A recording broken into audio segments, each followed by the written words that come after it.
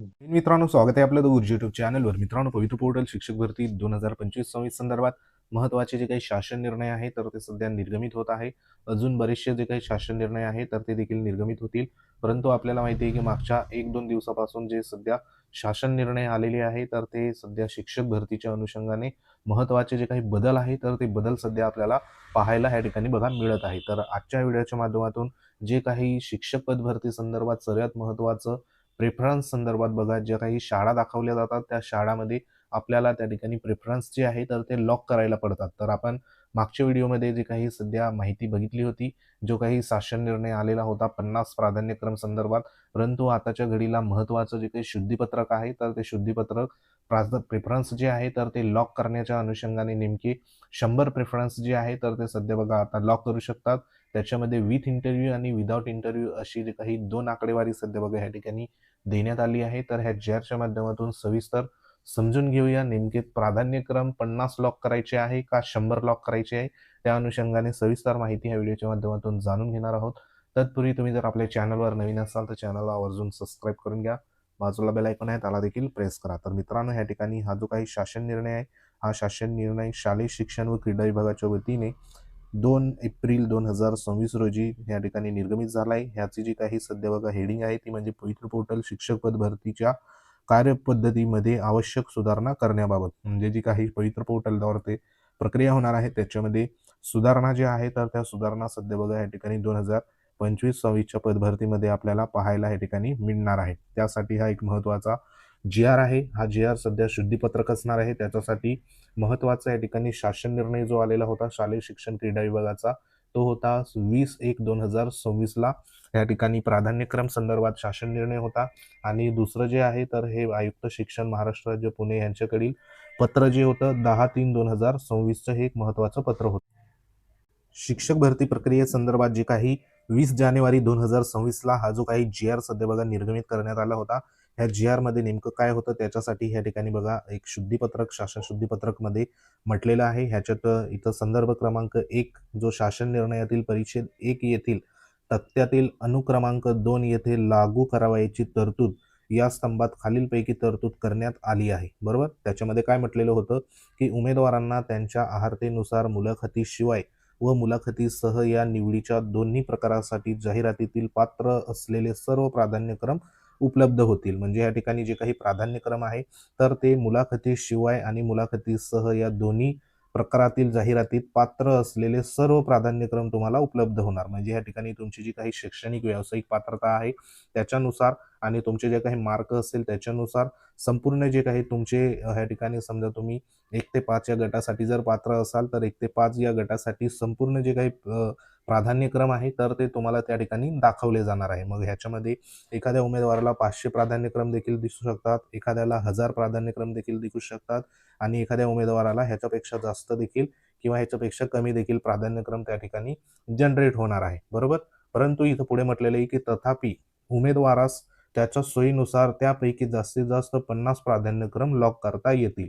सदर मर्यादा निवडीच्या दोन्ही प्रकारासाठी स्वतंत्र असेल अशा आशयाचा जो काही JR आहे तर तो JR सध्या या ठिकाणी जानेवारी महिन्यामध्ये म्हणजे 20/1/2026ला निर्गमित या ठिकाणी झालेला होता. त्याच्यामध्ये 50 प्राधान्यक्रम फक्त बघा या ठिकाणी तुम्हाला दोन्ही प्रकारामध्ये म्हणजे या ठिकाणी 50 प्राधान्यक्रम मुलाखतीशिवाय आणि 50 प्राधान्यक्रम मुलाखतीसह अशा पद्धतीने तुम्हाला लोक करता सध्या बघा येत होते. परंतु ह्याच्यामध्ये बऱ्याचशा संघटनांच्या या ठिकाणी पाठपुरावा केल्यामुळे जे काही महत्त्वाचे ह्या ठिकाणी शुद्धीपत्रक आहे तर ते शुद्धीपत्रक इथं आलेलं आहे. म्हणजे जे 50 प्राधान्यक्रम या ठिकाणी मुलाखतीशिवाय आणि 50 प्राधान्यक्रम मुलाखतीसह अशा पद्धतीने सध्या बघा यापूर्वी होतं.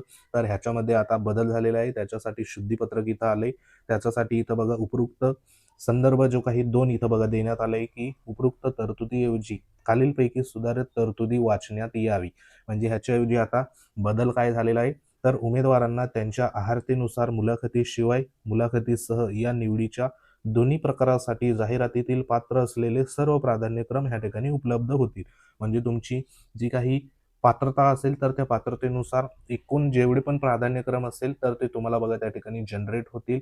त्याच्यामध्ये तुम्हाला सांगितल्याप्रमाणे 500 देखील जनरेट होऊ शकतात, 1000 देखील जनरेट होऊ शकतात, ह्याच्यापेक्षा जास्त देखील, ह्याच्यापेक्षा कमी देखील. आपापल्या पात्रतेनुसार आपण कोणत्या गटासाठी पात्र आहात नुसार तुम्हाला या ठिकाणी प्राधान्यक्रम जे असेल तर ते तुम्हाला त्या ठिकाणी जनरेट होणार.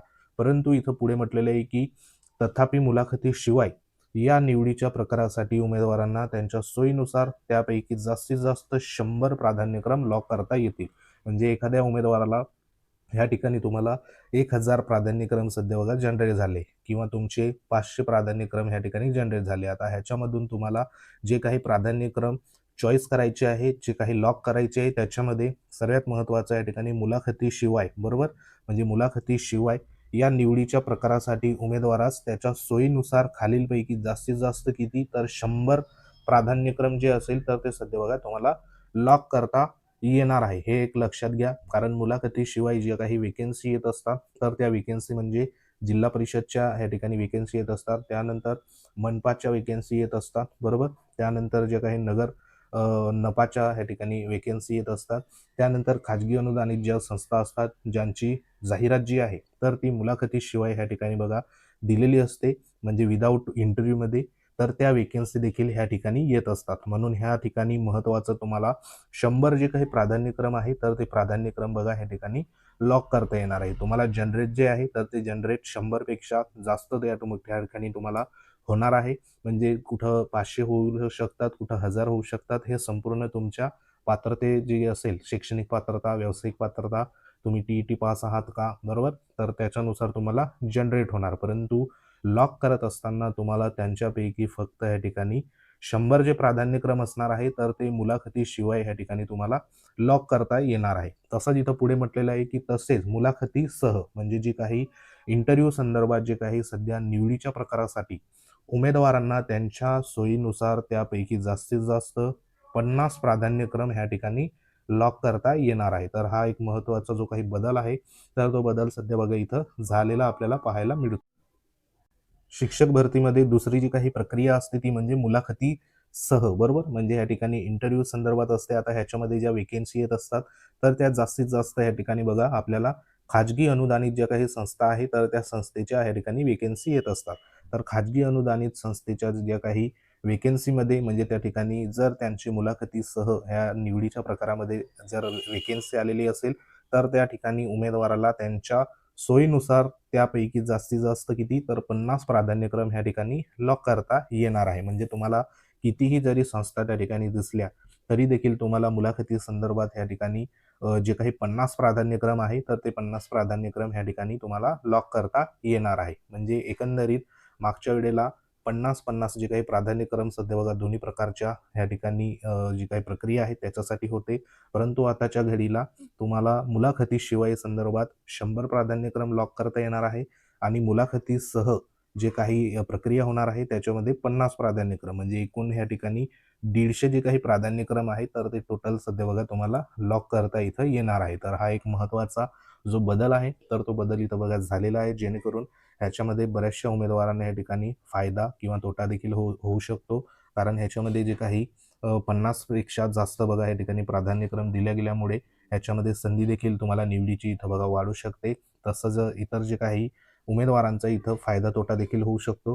त्या संदर्भात आपण पुढे व्हिडिओमध्ये तुम्हाला माहिती सांगणारच आहोत. परंतु ह्याच्यामध्ये जास्तीत जास्त उमेदवारांचा फायदाच होणार आहे. कारण इथे जे काही तुम्हाला मुलाखतीशिवाय जे काही सध्या बघा जिल्हा परिषद असेल, मनपा असेल, नपा असेल, ह्या ज्या काही महत्त्वाच्या बघा वेकेन्सी येत असतात त्याच्यामध्ये तुम्हाला 100 प्राधान्यक्रम इथं लॉक केल्यामुळे तुमचं जे काही निवडीची संधी असेल तर ती संधी तुमच्या जवळच्या जिल्ह्यामध्ये किंवा स्वतःच्या जिल्ह्यांमध्ये ह्या ठिकाणी होण्याची जास्तीत जास्त बघा संधी अवेलेबल तुम्हाला होणार आहे. तर ही एक महत्त्वाचा जो काही निर्णय आहे तर तो निर्णय सध्या बघा इथं झालेला आहे. तर ही एक महत्त्वाची माहिती होती. माहिती आवडली असेल व्हिडिओ लाईक करा, शेअर करा. तुम्ही जर आपल्या चॅनलवर नवीन असाल तर चॅनलला आवर्जून सबस्क्राईब करून घ्या.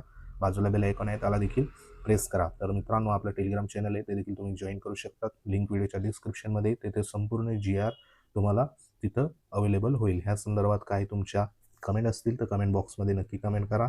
तुम्हाला योग्य तो रिप्लाय दिला जाईल. तर भेटू आपण पुढील अपडेटमध्ये. तोपर्यंत जय हिंद, वंदे मातरम.